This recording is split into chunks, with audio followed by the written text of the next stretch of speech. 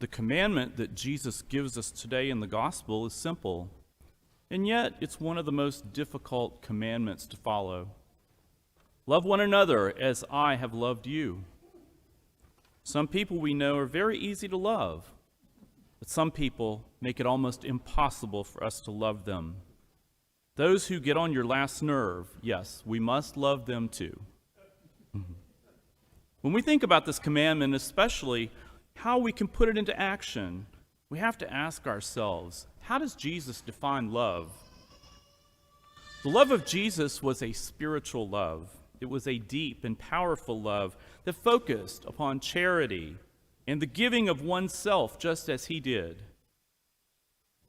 It might be difficult for us as mere humans to fully comprehend because we think on an earthly level when Jesus thinks and teaches on a spiritual level. In his spiritual thinking, Jesus respected and valued all people, including prostitutes and tax collectors. The love that Jesus commands us to take on is the love that he and that the Father have for all of us.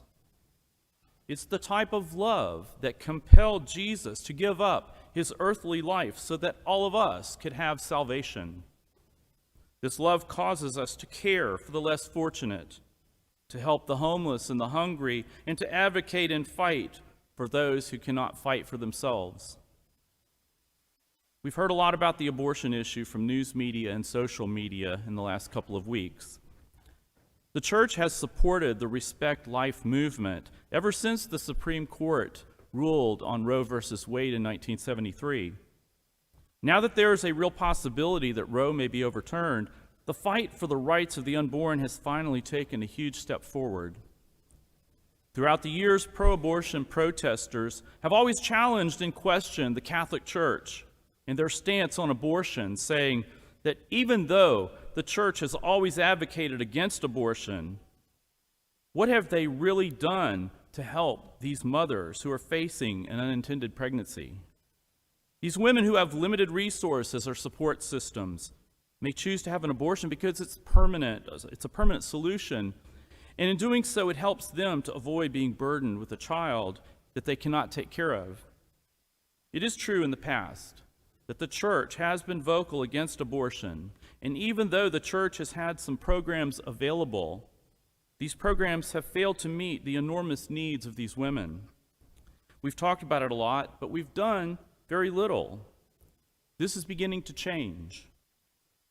Instead of simply being judgmental and turning a blind eye, the church has recently begun to acknowledge the need and has introduced a new program that benefits these young women, these women who do not have resources or family support. The program is called Walking with Moms in Need. You may have seen an article in the Gulf Pine Catholic a couple of weeks ago. It was introduced in the United States, and it's also being established in our own diocese.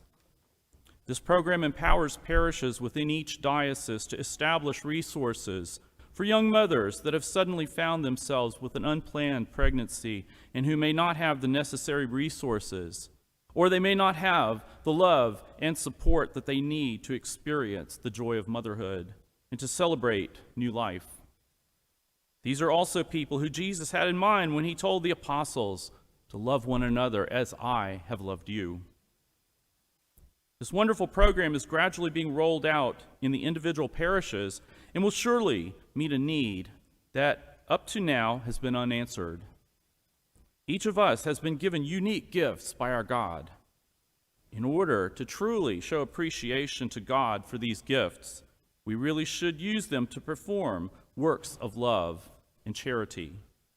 Love one another as I have loved you. If you're interested in participating in or contributing to this wonderful program, please pray about it and reach out. Speak with me or Father Godfrey, and we can provide more information for you. You may also go to the diocesan website, biloxidiocese.org, and there is a web page that's dedicated to this program. Margaret Miller, who is the widow of one of our deacons, Deacon Greg Miller, has been appointed by Bishop Kinnaman to provide leadership for this program. What a wonderful gift it would be for us to share our time and our resources by helping these people who are struggling to make the right choices. We can be a part of the life-saving process, and we can truly put into practice this wonderful commandment that Jesus gives us today. Love one another as I have loved you.